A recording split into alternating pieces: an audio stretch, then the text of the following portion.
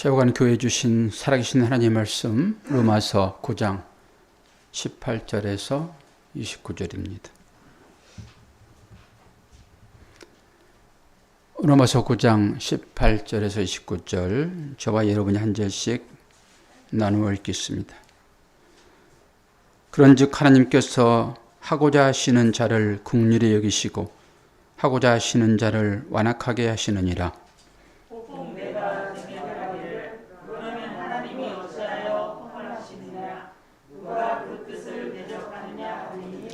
이 사람아, 내가 누구에게 감히 하나님께 반문하느냐? 시험을 받은 물건이 지은 자에게 어찌 나를 이같이 만들었느냐 말하겠느냐?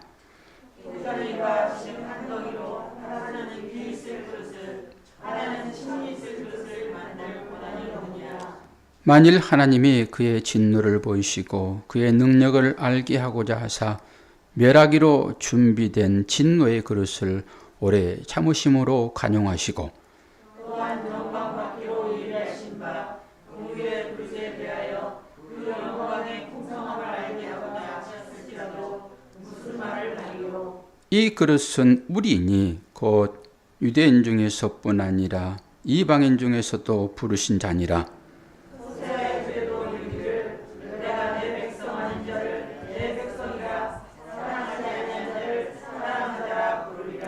너희는 내 백성이 아니라 한 그곳에서 그들이 살아계신 하나님의 아들이라 일컬음을 받으리라 함과 같으니라.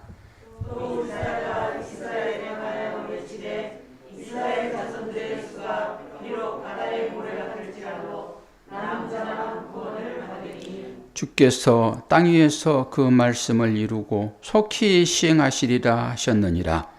또한 이사야가 미리 말과 만일 만군의 주께서 우리에게 실을 남겨두지 아니하셨으면 우리가 소돔과 같이 되고 고모라와 같으리라 생각하니라. 아멘.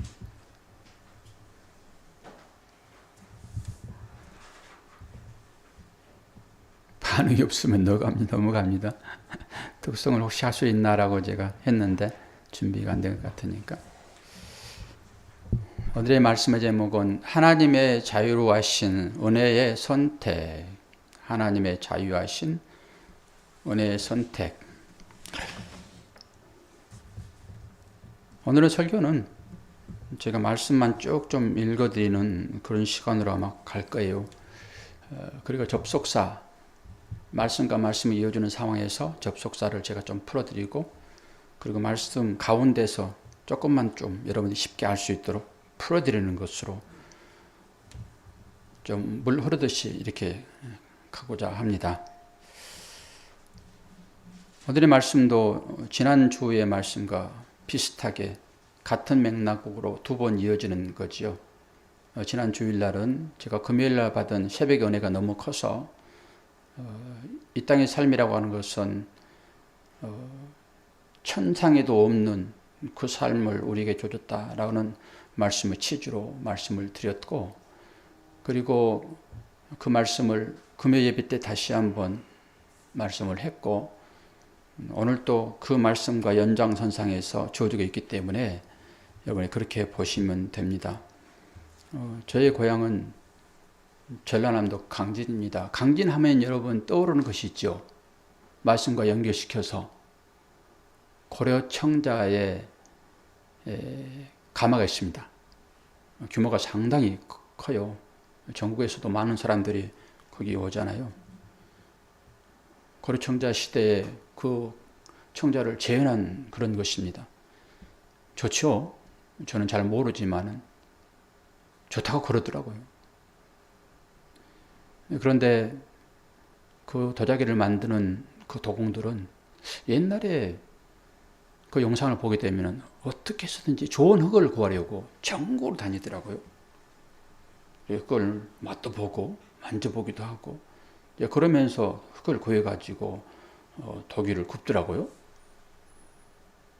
그런데 우리는 그것보다 더 중요한 것은 누가 만드느냐예요. 누가 만드느냐. 흙이 아무리 좋아도 만든 사람이 솜씨가 없으면은 온전한 도자기가 되지 않지요. 요즘에는 뭐 기계로 막 찍어내니까 거의 같은 규격, 같은 품질 이게 나오잖아요. 그런데 강진 거기에서는 아마 손으로 만들 거라고 저는 생각을 해요. 기계로 찍어내지 않고 가마 굽고 해가지고 다 다르죠. 다 다르죠. 그래서 옛날에 하나의 작품이 완성되려고 그러면은 이리저리 살펴보고 우리는 저 정도면 되지. 그런데도 불구하고 도공은 그걸 깨더라고요. 그러면서 수십 점을 가만히 넣는데 도공이 마음에 든 것은 한두 점이더라고요. 그게 가치가 있는 것 같아요. 오늘 또 로마서가 지금 그 얘기를 하고 있는 거예요. 토기장이의 비유를 좀 들잖아요. 이건 하나님의 주권을 인정하는 것입니다. 그리고 여기에 나오는 토기장이는 하나님을 말씀하고 있고요. 여기에 빚어지는 것은 우리예요. 그걸 비유로 하는 거예요. 그런 측면에서 오늘 말씀을 찾아볼 건데 하나님께서 왜 토기장인지 저는 이 말씀을 준비하면서 창세기가 그대로 다시 한번 보여주더라고요. 창세기를 볼까요? 창세기 2장 7절 보니까 여호와 하나님이 땅의 흙으로 사람을 지으시고 생기를 그 코에 불어넣으시니 사람이 생명이 되니라. 통역입니다. 저는 이 인식을 갖지 않았어요. 그냥 사람은 아담이고 아담은 흙이에요. 흙을 가지고 사람 만들었는데 오늘 말씀에 비춰보니까 하나님이 토기장인 것을 너무나 분명하게 얘기를 하고 있더라고요. 하나님께서 우리를 부으시는데 이사야 45장 9절에서 10절을 보면은 질그릇 조각 중 한 조각 같은 자가 자기를 지으신 이와 더불어 다툴진대 화했을진저 진흙이 토기장이에게 너는 무엇을 만드느냐 또는 내가 만든 것이 그는 손이 없다 말할 수 있겠느냐 아버지에게는 무엇을 낳소 하고 묻고 어머니에게는 무엇을 낳으려고 해산의 수고를 하였소 하고 묻는 자는 화있을진저. 우리는 그 질그릇 중에 한 조각 같은 거예요. 이게 지금 그림의 하나를 이어지는데 여러 조각들이 있잖아요. 거기에 우리 한 점이에요. 그러니까 이게 하나가 붙지 않으면 그림 완성될 수 없습니다. 여러분이 한 조각 한 조각이란 말이에요. 그리스도를 머리로. 그래서 귀한 거예요. 여러분이 이 그림의 어느 부분이 여러분 그림 되고 싶어요? 김병희 지사님은 저 예수님 눈 되고 싶죠. 화랑점정. 그러니까 여기에 하나라도 그림이 조각이 안 붙으면 그림 완성 안 됩니다. 이게 하나님께서 계획한 그림이거든요. 여러분 한 분이 전부 저 그림이란 말이에요. 그래서 다 완성시키는 거죠. 한 사람도 빠지지 않고. 그래서 하나가 되는 거예요. 그래서 우리는 다 하나인 것이죠. 그런 의미예요. 그런데 딱 깼는데 이 시금팔이 하나가 지금 자기를 짓는 만든 토기장이에게 다툰단 말이에요. 그러면은 화 있을 것이다 얘기를 합니다. 아버지에게 무엇을 낳았소? 왜 나를 낳았습니까? 라고 하는 자녀들이 있잖아요. 어머니에게 무엇을 낳으려고 그 해산의 수고를 하였소? 성경을 모르는 것이죠. 그런데 고난이 깊어지게 되면은 이런 말을 하게 돼 있어요. 고난이 깊어지게 되면 편안하니까 원망이 안 나와요. 고생하고 진짜 어떤 끝점에 도달하게 되면은 하나님을 향하여서 얘기를 하게 되어 있습니다. 성경에도 그 인물들을 두 사람 찾아볼 건데요. 오늘 제가 힘들고 어려울 때마다 저는 이 사람을 생각하는데요.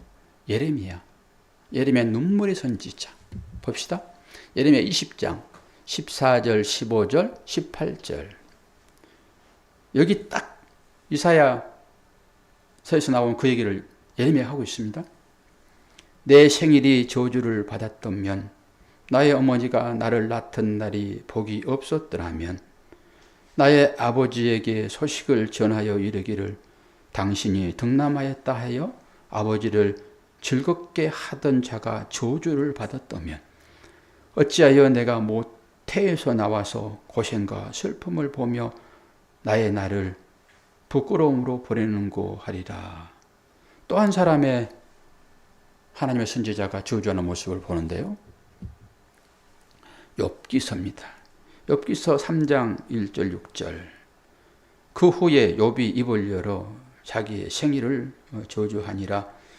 욥이 입을 열어 이르되 내가 난 날이 멸망하였더라면 산의 아이를 베었다 하던 그 밤도 그리하였더라면 그날이 캄캄하였더라면 하나님이 위에서 돌아보지 않으셨더라면 빛도 그날을 비추지 아니하였더라면 어둠과 죽음의 그늘이 그날을 자기의 것이라 주장하였더라면 구름이 그 위에 덮였더라면 흑암이 그날을 덮였더라면 그 밤이 캄캄한 어둠에 사로잡혔더라면 해의 날수도 달의 수에 들지 않았더라면 예레미야와 욥이 얼마나 힘들었으면 이런 말을 했겠냐고요. 예레미야에게 하나님의 말씀이 임하는 장면을 봅니다. 예레미야 18장 5절 6절. 그때 여호와의 말씀이 내게 임하니라 이르시되 여호와의 말씀이니라 이스라엘 족속아 이 토기장이가 하는 것 같이 내가 능히 너희에게 행하지 못하겠느니라. 이스라엘 족속아 진흙이 토기장이의 손에 있음같이 너희가 내 손에 있느니라. 저는 설교자로 앞에 서 있는 것이 오늘의 이 상황처럼 힘든 경우는 없었습니다. 저는 모든 교회 행정은 다 다른 분들이 하고 오직 말씀만 전할 수 있는 그런 거라고 그러면은 저는 행복하겠다 이렇게 생각했던 사람입니다. 그런데 이 환경이 들어오니까 딱 이 고백을 할 수밖에 없어요. 이 고백을. 설교를 해야 되잖아요. 하나님 말씀을 전해야 되잖아요. 사실 제가 다른 분을 좀 모셔다가 오늘 예배를 드릴까 저는 그냥 주님 주신 은혜만 사모하고 그 슬픔을 조금 마음으로 좀 같이 할까라고 생각했는데 아니지. 하나님께서 저를 택하여 세운 것은 제 입술을 통해서 하나님의 말씀을 하라고 세운 것이니까 그 하지 않으면은 직무유기지라는 생각 때문에 담대하게 서긴 했습니다. 그래서 말씀만 쭉 읽어드리고 그렇게 이제 생각을 하고 설교를 하는데 어떤 식으로 하나님 인도하실지는 모르겠습니다. 여기서 예레미야는 제사장이었습니다. 제사장. 어떻게 부름받은지를 한번 볼까요? 예레미야서 1장입니다. 예레미야서 1장 4절에서 7절. 여호와의 말씀이 내게 임하니라 이르시되 내가 너를 모태에 짓기 전에 너를 알았고 내가 배에서 나오기 전에 너를 성별하였고 너를 여러 나라의 선지자로 세우노라 하시기로 내가 이르되 슬프도소이다 주 여호와여 보소서 나는 아이라 말할 줄을 알지 못하나이다 하니 여호와께서 내게 이르시되 너는 아이라 말하지 말고 내가 너를 누구에게 보내든지 너는 가며 내가 내게 무엇을 명령하든지 너는 말할지라. 예레미야가 처음 하나님께 부르는 장면입니다. 아마 알았을 것 같아요. 그 사역이 어떤 사역인지. 이렇게 자꾸 변명하는 거예요. 나는 아이예요. 나는 말할 줄 모르는 사람입니다. 그런데 모세도 그러거든요. 모세도 처음 부를 때 나는 입이 둔한 자예요. 그러면 내가 너에게 사람을 붙여줄게. 그리고 형을 붙이잖아요. 아론을. 한 번 딱 하나님의 코드에 잡히면은 꼼짝달싹 못합니다. 이사야도 그렇잖아요. 이사야도 하나님을 봅니다. 하나님 보면 그 당시에는 다 죽었습니다.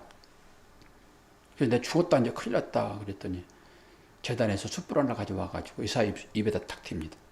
이사야 6장에 나오는 거잖아요. 제가 목사 고십할 때 설교 그 본문이거든요. 그게.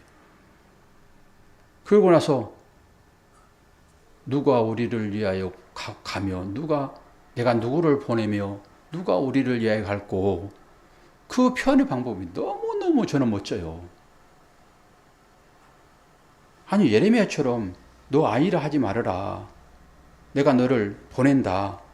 너는 내 명령을 들으라. 이렇게 직접적으로 말하지 않고요. 누가 우리를 위하여 가며, 아니 뭐라고 그래요? 내가 누구를 보내며 누가 우리를 위하여 갈고. 이런 말 듣고 그 말에 거부할 사람이 있겠습니까? 멋진 표현입니다. 저는 이렇게 못해요. 이렇게 알아서 좀 할 수 있도록 그렇게 설교를 좀 하면 저도 안 아프고 여러분도 아프지 않을 텐데, 꼭 하나님이 이 예레미야를 불러가지고 이 명령을 전하듯이 제가 꼭 그런 식으로 한단 말이에요. 그런데 여기서 중심은 뭡니까? 하나님께서 선자에 뭘 사용한다고요? 그 입술을 사용한다고요. 입술을. 제가 이 상황들을 보면서 저는 입술로만 사랑하였고 제 아내는 가슴으로 사랑했더라고요. 제가 처절히 그걸 느낍니다. 하나님께서는 입술을 사용하세요. 제 입술을.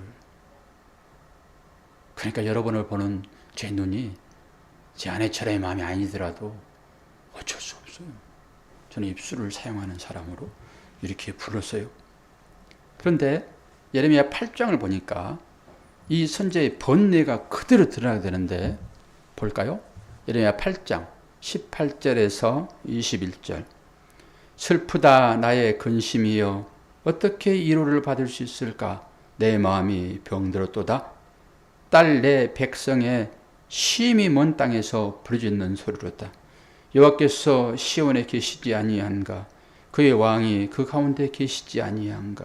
그들이 어찌하여 그 조각한 신상과 이방의 헛된 것들로 나를 경노하게 하였는고 하시니, 수수할 때가 지나고 여름이 다하였으나 우리는 구원을 얻지 못한다 하는도다. 딸 내 백성이 상하였으므로 나도 상하여 슬퍼하며 놀라움에 잡혔도다. 예레미야의 마음입니다. 예레미야는 온전히 이스라엘 백성들을 사랑하는 마음으로 사역을 감당한 사람이에요. 예레미야는 개인의 어려움을 얘기하지 않습니다. 이스라엘 백성들을 봅니다. 이스라엘 백성들을 향하여서 예레미야 6장 26절을 보게 되면은 예견하고 있습니다. 이스라엘 백성들이 바벨론 포로로 잡혀갈 것을 본단 말이에요.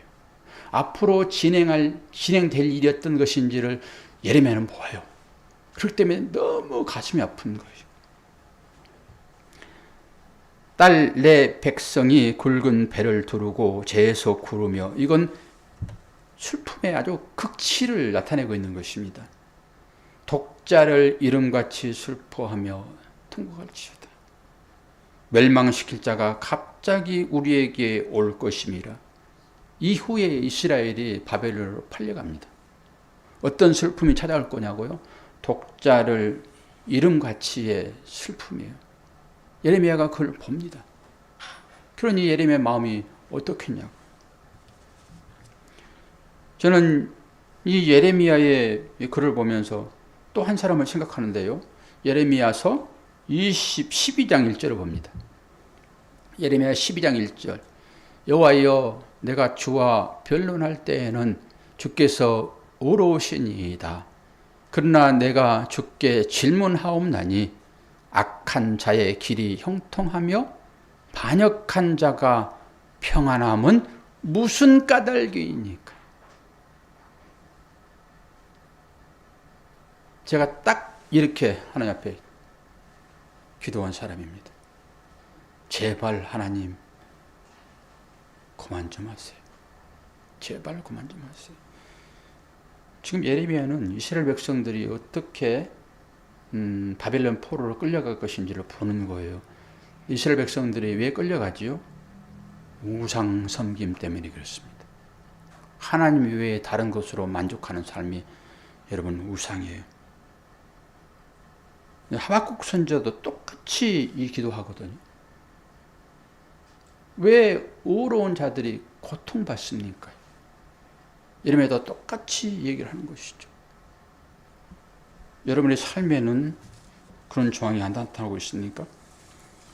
예레미야가 다시 한번 기도하는데요. 예레미야 15장입니다. 16절, 18절.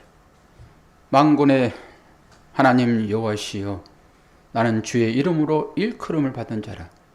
내가 주의 말씀을 얻어 먹었사오니 주의 말씀은 내게 기쁨과 내 마음의 즐거움이오나 내가 기뻐하는 자의 모임 가운데 앉지 아니하며 즐거워하지도 아니하고 주의 손에 붙들려 홀로 앉았사오니 이는 주께서 분노로 내게 재우셨음이니이다. 나의 고통이 계속하며 상처가 중하여 낫지 아니함은 어찌 됨이니이까. 주께서는 내게 대하여 물이 말라서 속이는 시내 같으니이다. 내가 주의 말씀으로 평안함을 누리고 은혜 가운데 있었으나 지금의 나의 삶은 메말라버린 시내 같다라고 하는 거예요. 예레미야의 마음. 그때 하나님이 예레미야를 찾아오셔서 이 얘기합니다. 제가 늘 이 말씀을 마음에 담고 샀던 사람입니다. 이 말씀.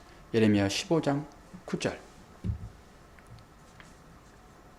목사라고 그러면은 아주 이 말씀을 가슴에 새기는 말씀이라고 저는 생각을 하는데 다른 분들은 어떤지 모르겠습니다. 여호와께서 이와 같이 말씀하시되 네가 만일 돌아오면 내가 너를 다시 이끌어 내 앞에 세울 것이며 내가 만일 헛된 것을 버리고 귀한 것을 말한다면 너는 나의 입이 될 것이라. 말씀에 의지하여 하나님의 말씀을 이것은 제가 이제 제 말을 이렇게 밑에 써놨는데 같이 읽었네요. 나의 입이 될 것이라 여기까지 끝입니다. 뭐라고요? 쭉 앞에 많은 말들이 있는데 제가 다 잘라냈어요. 여러분들이 이런 말씀의 의미를 깨달으시려고 그러면은 앞에 부분을 더 읽으셔야 돼요. 더 읽으셔야 돼요. 얼마나 고난 가운데 있는 예레미야. 그런데 하나님께서 예레미야에게 뭐라고 얘기를 해요? 네가 만일 돌아오면 어디 간 것 같아요. 사역을 좀 접어두고 너무 힘드니까. 예레미야를 공격하는 그 선자가 얼마나 많은지 아십니까? 예레미야 혼자 진짜 선지자예요. 그 선자가 주위에 많이 있어가지고 이스라엘 백성들을 현혹시킵니다. 하나님께서는 예레미야를 통해 가지고 이스라엘 백성들이 팔려갈 거다. 왜 팔려가냐? 우상 숭배를 했으니까. 하나님을 너의 힘으로 삼지 아니하고 너의 힘과 너의 의지와 너의 용기로 살아가고자 하는 그들의 삶. 이것이 여러분 우상 숭배예요. 무슨 신을 만들어 놓고 거기에 절하고 이게 우상 숭배 아니에요. 요즘 누가 신을 만들어 놓고 거기에 절하고 있습니까? 말씀을 깊이 들어보면은 여러분 제가 우상 섬기는 개수고요. 여러분은 그에 따르는 작은 우상을 만들어 섬기는 사람들입니다. 분명하게 보여요. 분명하게. 그런데 저는 이 말씀이 너무 좋아가지고 아버지 하나님 당신의 말씀을 전할 수 있는 입이 되겠나이다. 수없이 기도하고 은혜 주신다고 하게 되면 홀또 당신의 종이 되어 입술에 대어 말씀을 선포하겠습니다. 여기 엎드려서 기도하는 기도 내용이 전부 그것이었어요. 근데 지금은 전혀 다른 생각. 저는 지금 만약에 하나님께서 저를 부른다고 그러면 안 갑니다. 나는 우리 가족을 선택합니다. 우리 자녀들이 아빠는 우리 아빠가 아닌 것 같아요. 아빠는 선지자 같아요. 그 당시에는 제가 아빠는 포기해도 난 손자는 포기할 수 없다. 옛날에는 그랬습니다.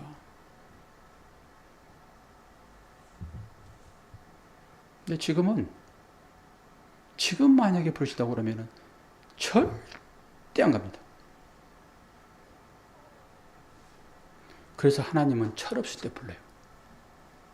철없을 때. 그래가지고 꼼짝 못하게 만듭니다. 내가 하고 싶다고 해서 하는 것도 아니고, 하기 싫다 하여 안 하는 것도 아니고, 그렇게 몰아가요. 얼마나 좋아요. 내가 돌아와서 선한 것을 말하고 거짓 것을 버리면 너는 내 입이 될 것이다.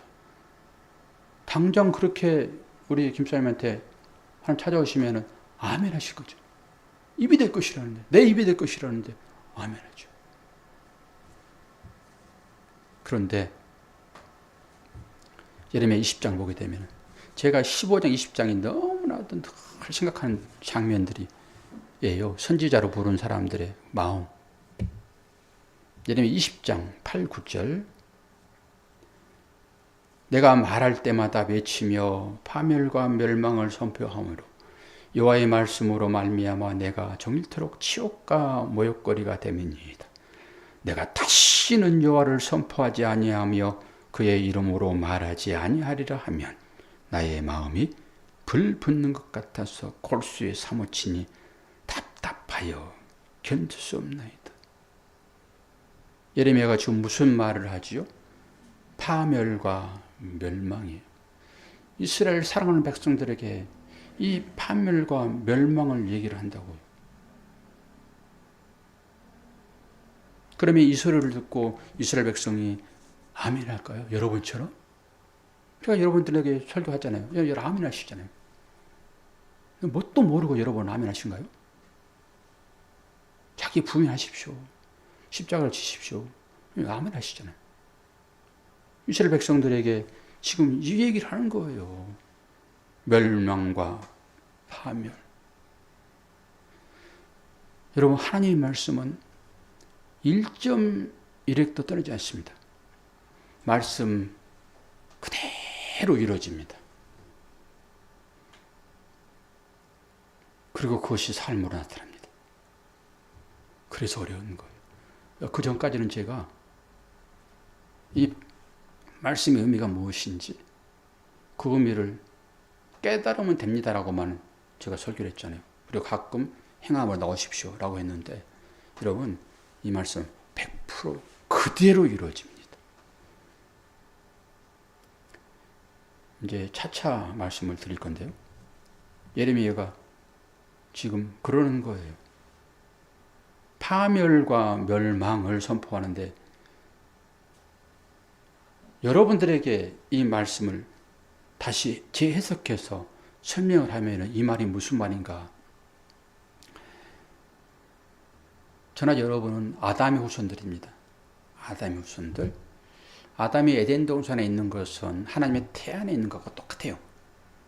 하나님의 생명줄로 연결돼서 가지고 공급되어지는 그 힘과 능력으로 살아가는 상태.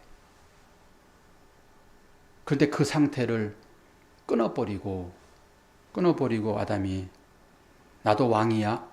나도 이제는 내 마음대로 살 거야. 그렇게 간 상태가 에덴에 쫓기는 상태입니다. 그렇게 살면 죽는다라고 얘기하는 거죠. 여러분들이 똑같이 제가 설교하는 거예요. 똑같이. 여러분이 하고 있는 이 모든 일들, 하나님을 섬긴다는 것까지도 아니요라고 얘기하는 거 똑같아요.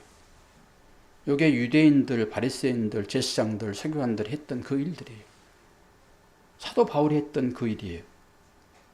예수를 믿는 사람들을 잡아다가 옥에 가두는. 이게 무슨 일입니까? 예수를 믿어 구원을 받는데 예수를 믿는 사람들을 잡아다가 옥에 가두는 그 열심. 무슨 열심이에요? 하나님을 믿는 열심이잖아요. 그게 가짜입니까, 여러분? 그들을 향하여서 예수께서 똑같이 얘기하는 거예요.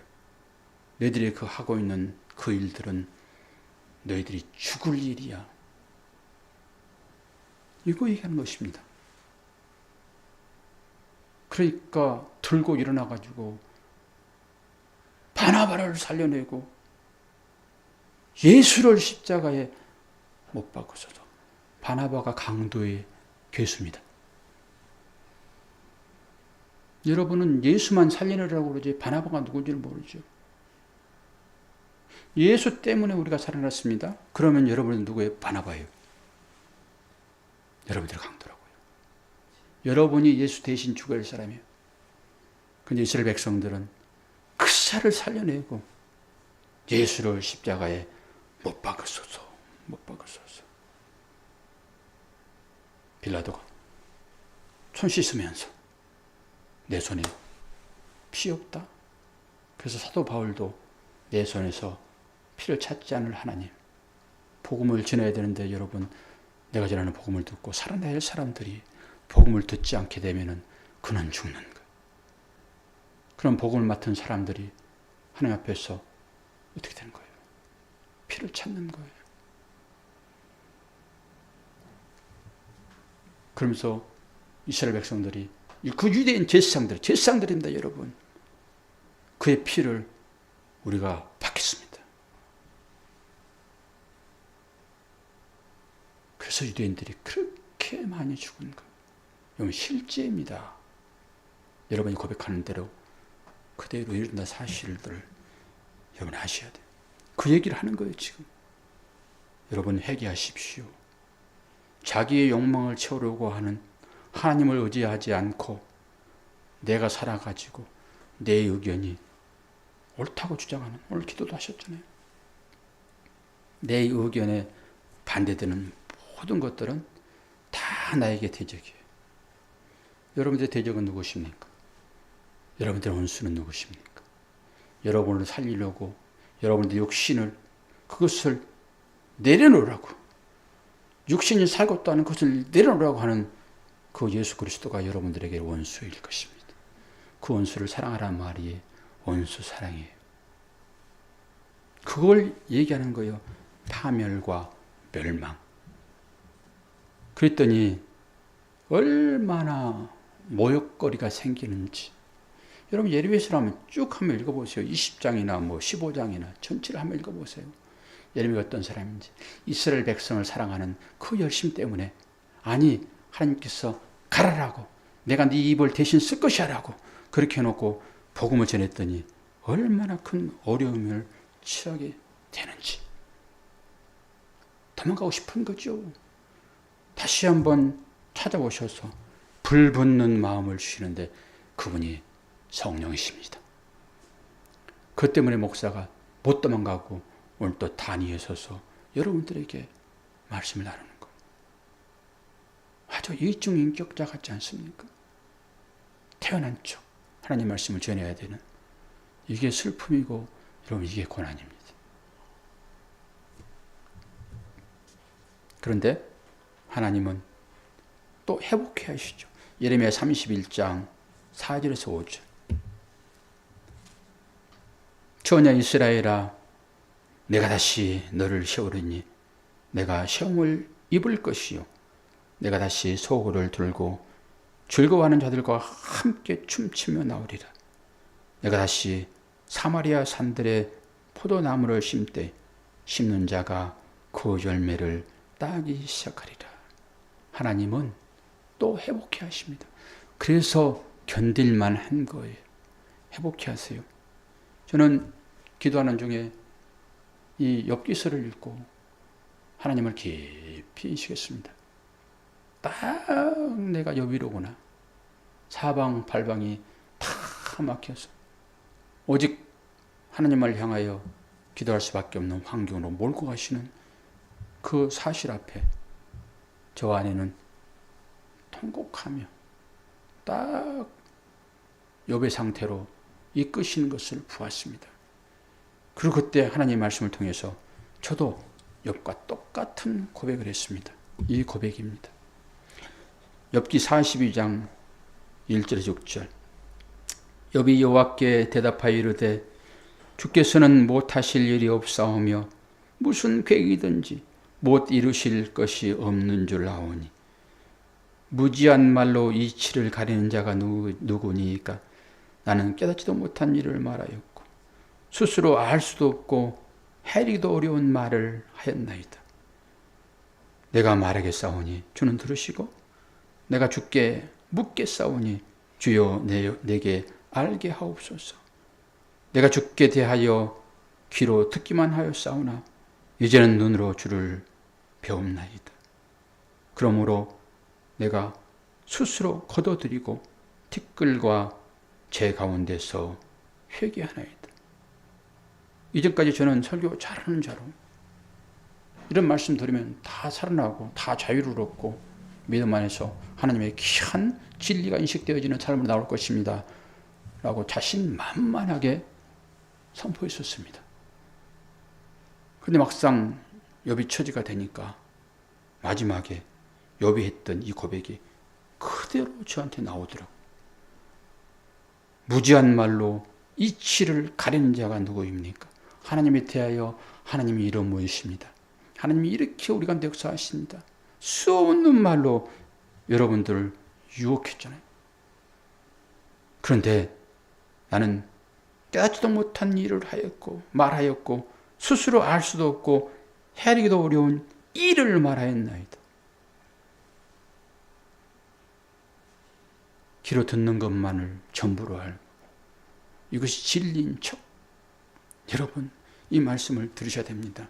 이 말씀을 들으셔야지 여러분 구원을 얻습니다라고 했던. 그런데 제가 했던 그 말 다 내려놓고 주여 이제 내가 귀로 듣기만 하였사오나 이제는 눈으로 주를 배움나이다. 이 현실입니다. 여러분. 이렇게 여러분이 주님을 알지 못하고서는 믿음이 주어지질 않습니다. 제가 이런 얘기를 합니다. 사람은 누구에게나 고난이 주어지는데 고난이 먼저 오고 이 고난이 뭔가 전혀 이해할 수 없는 상황 가운데서 하나님은 법의 말씀, 이 말씀을 주셔서 그 고난을 해석해 주시고요. 또 어떤 사람들은 저와 같이 말씀을 먼저 주시고 그 말씀을 보게 하시고 그 말씀이 뭘 말하는지 고난이 주어집니다. 여러분들은 말씀이 먼저 왔습니까? 고난이 먼저 왔습니까? 이 두 개가 합해질 때 이 고난이 파랗게 드러나는 거예요. 분명해요. 너무 생생하여 여러분 앞에 이런 말씀을 드리는 것도 참 미안하긴 하지만은 여러분은 다 이 과정을 안 거칠 수가 없어요. 다 거칩니다. 예레미야는 이스라엘 백성을 향하여 아픈 마음을 가지고 하나님의 선지자 사명을 감당했는가 하면은 욥은 완전히 개인입니다. 욥이라고 하는 것은 개인의 삶을 그대로 드러내 가지고 거기에서 하나님의 영광을 나타내고 예레미야의 삶은 훨씬 폭넓은 개인의 삶이 아니라 이스라엘 민족을 향한 하나님의 마음을 품고 예레미야는 사명을 감당하는데 얼마나 그 삶이 힘든지.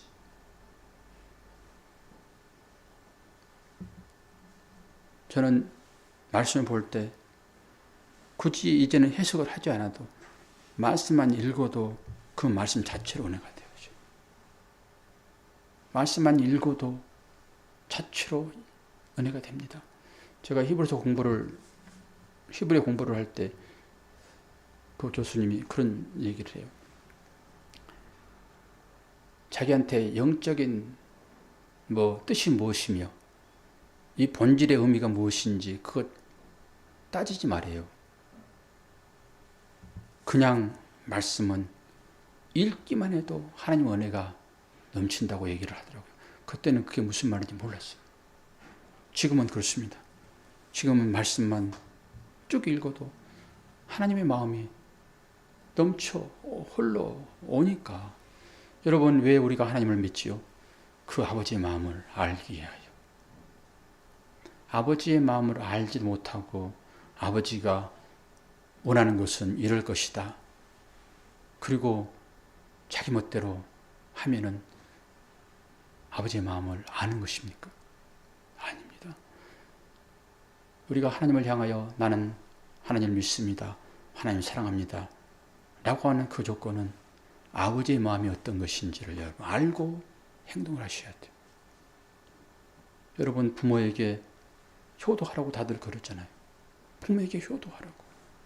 제가 수없이 여러분들에게 드리는 말씀입니다. 뭐가 효도인지 잘 알잖아요. 그 부모님이 뭘 기쁘게 하시지 이것 알지도 못하고 내가 이렇게 하면은 부모님은 기뻐해야 되라고 하지 않습니까? 이게 여러분 가인의 제사예요. 가인의 제사. 아버지께 이렇게 해놓고 제사 드려놓고 내 제사 받지 않으니까 아버지를 향하여서 저주를 퍼붓잖아요. 그리고 아버지의 제사를 받았던 그 아벨을 죽여버리잖아요. 내가 하니까 당연히 아빠가 기뻐해야 됩니까?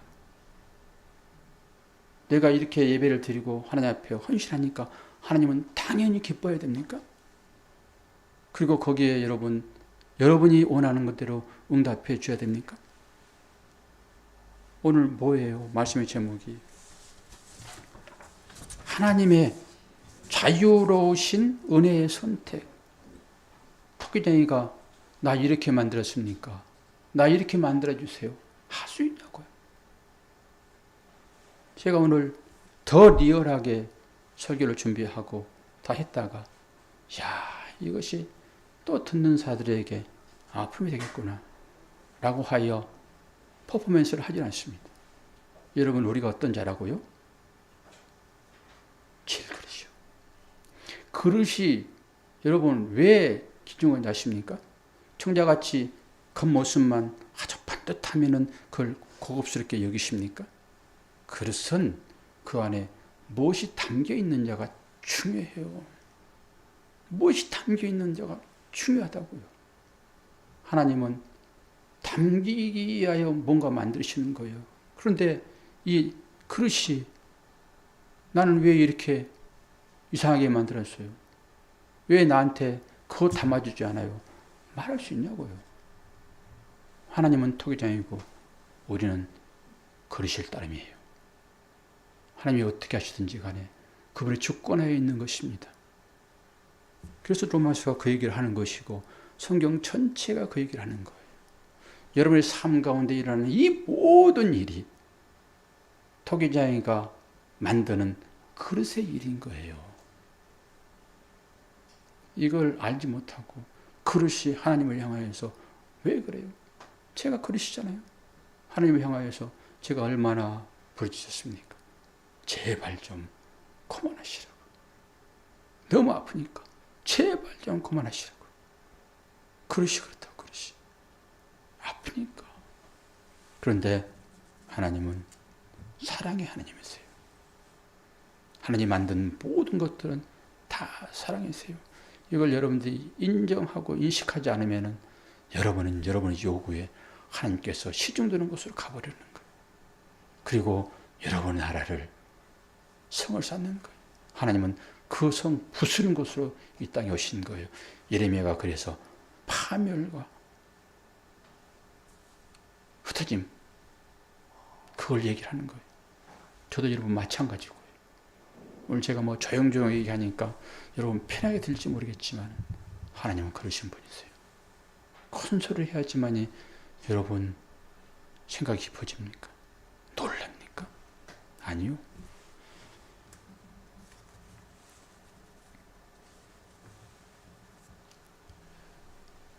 차차 하나님의 특별하신 은혜를 나눈 기회가 있을 것인데 모르겠습니다. 어떤 방법으로 나눠질지 모르겠는데 하나님 인도하시면 말씀이 너무너무 생생해서 지금까지 제가 전부 달리 해석된 부분들이 있었는데 그게 그렇게 해석될 건 아니고 원해를 해석하면 뭐 가능한 일이긴 하지만 너무나 생생합니다. 너무 생생하고 제가 어떤 식으로 성령의 인도함을 받을지는 모르겠으나 제가 여러분들을 옛날처럼 그렇게 반기지는 않을 것입니다. 좀 대면 할 거예요. 좀 대면. 여러분 그렇게 하십시오. 여러분도 조금 대면 하십시오. 부부 간에도 그렇고 형제 간에도 그렇고 또 애완동물을 기르는 분들도 그러고 그래서 주께서 내가 화평을 주러 온 지 아니? 내가 금을 주러 왔느니라 말씀하신 이유가 너무 저는 선명하게 들어와요. 왜 그런 얘기를 하시는지 제가 그 부분도 설명을 해드렸는데 그것보다 훨씬 깊습니다. 대면 하십시오. 너무 애착관계를 형성을 하지 마십시오. 그러면 하나님을 저주하는 가인과 같이 될 수 있습니다. 그 정도 경지에 이르려고 그러면은 얼마나 큰 고통과 어려움이 찾아오면은 그렇게 될지는 알 수 없으나 여러분 말씀을 평상시에 잘 들어놓으세요. 제가 아주 강조했던 말씀 아닙니까? 평상시에 평안할 때 훈련 제대로 받으시라고. 훈련 제대로 받는 것은 강한 말씀을 들어놓으시라고요. 그리고 여러분이 힘들고 어려움이 찾아오게 되면 그 말씀으로 여러분이 이겨내셔야 돼요. 절대 하나님 말씀도 안 들어오고 사람의 말은 더 이루어가 안 되고 그래요. 내 안에서 우러나오는 그 하나님의 성령의 그 힘과 그 능력이 나를 치유하고 나를 이루하고 나를 회복하게 하고 나를 서게 해요. 바깥에 들어온 말로는 절대 여러분은 안 됩니다. 들으는 말씀 얼마나 내가 하나님 말씀을 잘 들었는가가 여러분 위기에 처할 때 여러분을 믿음으로 세워놓을 거예요. 그렇지 않으면은 여러분은 힘들어집니다. 누가 힘드냐? 하나님이 힘들어요. 한 번 택한 자는 하나님께 결코 놓지 않습니다. 끝까지 찾아가세요. 한 마리 잃은 양을 찾아서 강을 건너고 계곡을 건너고 산을 넘고 가시밭길을 건너며 그 한 마리 잃은 양 찾아 다니세요. 그렇게 하나님이 힘든 과정으로 여러분 가면 안 돼요.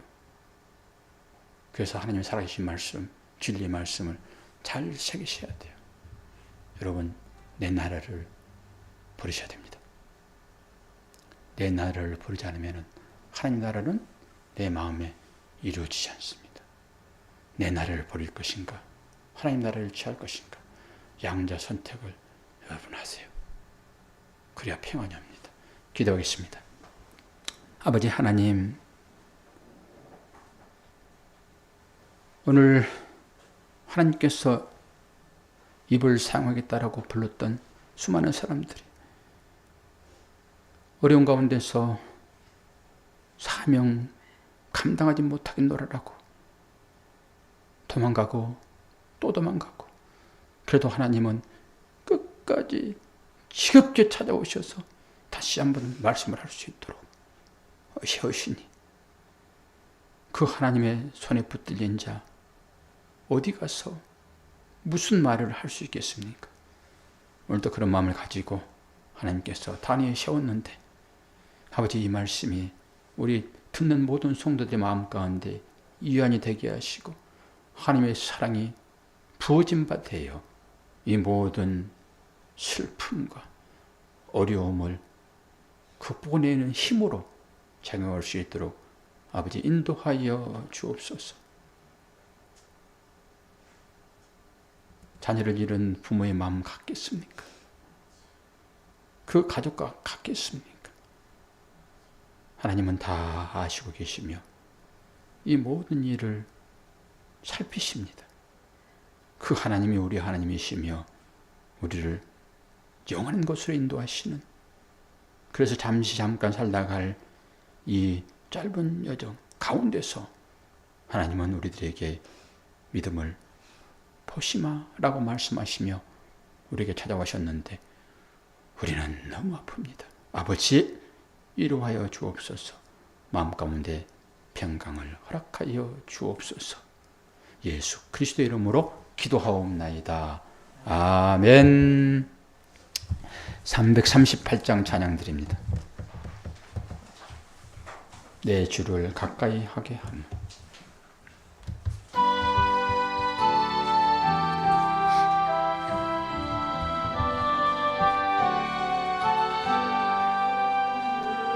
내 주를 가까이 하게 함은 십자가 짐 같은 고생이나 내 일생 소원은 늘 찬송하면서 좁게도 나가기 원합니다. 내 고생 많은 것 옛 야곱이 돌베개 베고 잠 갔습니다.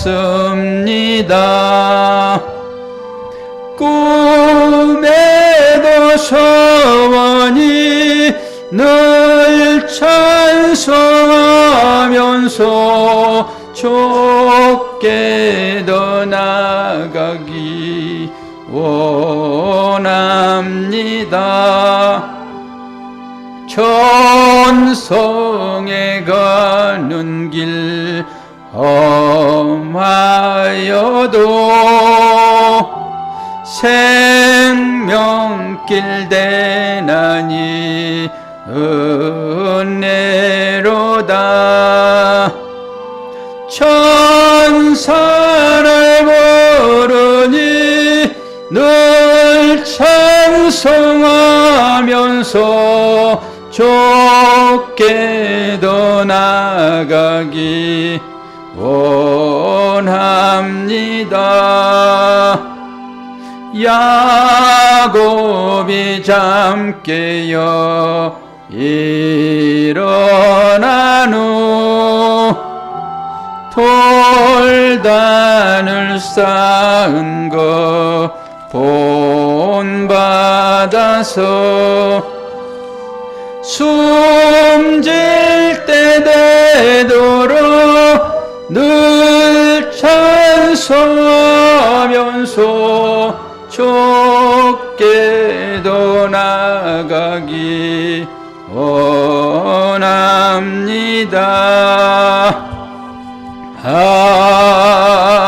아멘.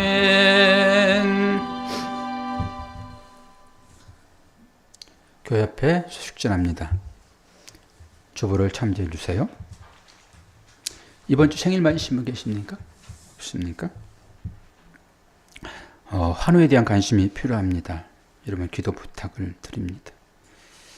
환경을 통해서 말씀하시는 주의 음성에 주의를 기울이시기 바랍니다. 사랑하는 예수리 우리 곁을 떠나 아픔이 없는 하나님 나라로 삶을 옮겼습니다. 여러분 어떤 말로도 유족은 위로가 되지 않습니다. 쉽게 느껴진 것으로 말하지 마십시오. 오히려 그것이 상처를 주는 말이 됩니다. 제가 목사들에게도 조심을 시켰는데 목사들도 자녀들에게 상처 주는 말, 그것이 믿음인 줄 알고 위로하는 말로 하긴 했으나 여러분 상처됩니다. 그것을 덮을 만한 그런 삶을 하셨다 하게 되면 여러분 이럴 말이 나옵니다. 그것을 덮을 수 없는 거라고 그러면은 하나님이 어찌했느니 그런 말 마십시오. 그냥 아무 말 안 해도 마음은 다 압니다.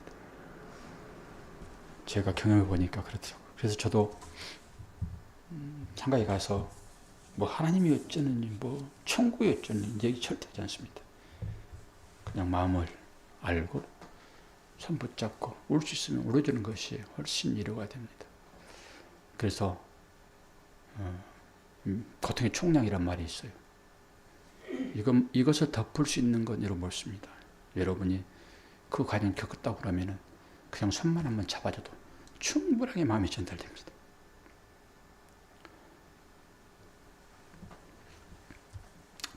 저는 우리 아이들이 오늘 예배 나온다고 그래가지고 안심이 됐어요.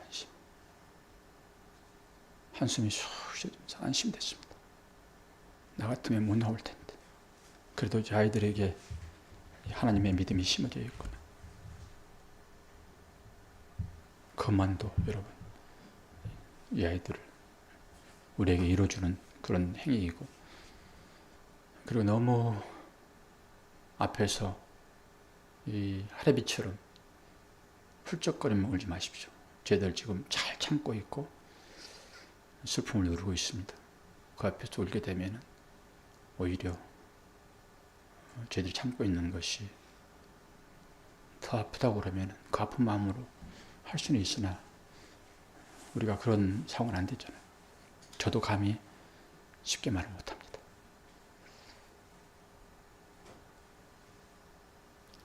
이번 주까지만 우리가 이렇게 조금 애도하는 마음으로 슬픔을 갖고 다음 주에는 또 전혀 새로운 마음을 가지고 예배하면 되겠습니다. 다 일어나셔서 우리 헌신된 예물을 하나님께 올려드립시다.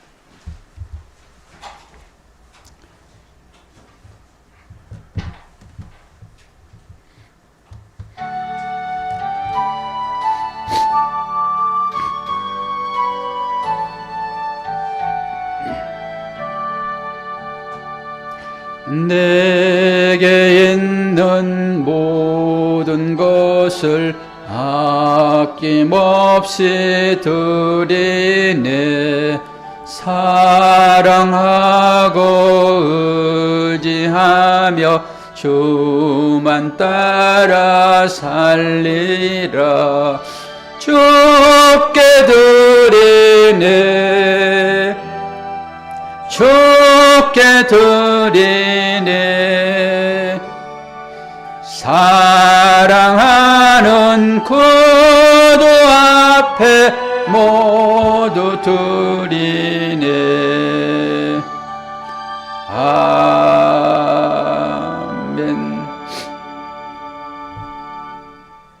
하나님 아버지, 우리가 하나님을 믿는다라고 하고 믿음의 삶을 산다고 하는데 과연 하나님 마음에 합당한지는 잘 모르겠습니다. 그래도 우리가 배운 지식이 있고 하나님을 섬기는 방법이 이런 것이기에 이것이 다인 줄 알고 우리의 믿음으로 주 앞에 나가며 우리의 마음을 담아 하나님께 헌금을 드립니다. 우리의 자신을 드립니다. 부족하고 연약하고 깨지면은 다른 사람들에게 상처만 줄 수밖에 없는 세금파리와 같은 인생이지만은 하나님은 또 싸매시고 그리하여 그곳에 보화를 담으시고 그 보화 때문에 우리가 진귀한 그릇됨을 압니다. 오늘도 그 마음 가지고 우리의 마음을 담아 드리오니 받아 주시옵소서. 그리고 이 물질을 통하여서 또 다른 자들이 주 앞에 나와 생명을 얻게 하시옵소서. 감사드리며 예수 그리스도 이름으로 기도하옵나이다. 아멘.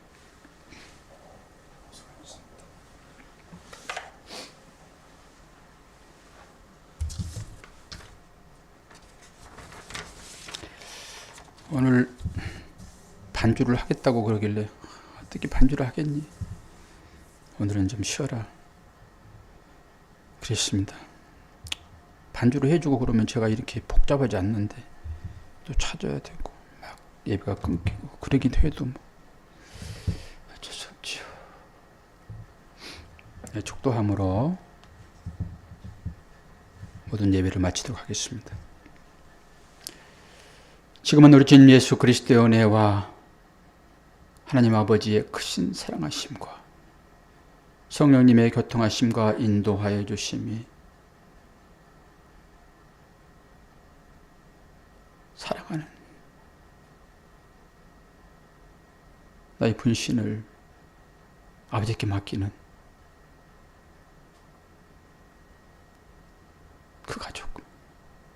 이루어 주시고 함께 동일한 마음으로 아파하며 또 이루어가고 싶은 마음이 가득한 세워가는 교회의 모든 공동체 위에, 이 교회 위에, 이 나라 위에, 이 민족 위에, 우리의 자녀들 위에 지금부터 영원까지 함께 하시기를 축원하옵나이다. 아멘.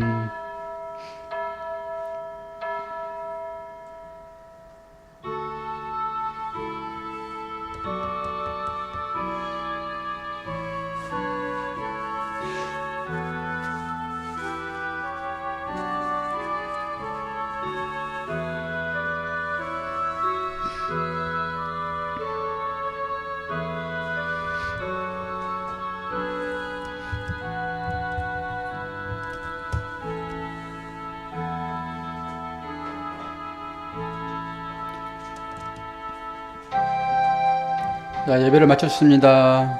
오늘도 복된 주일 되시기를 원합니다. 평안히들 돌아가시기 바랍니다.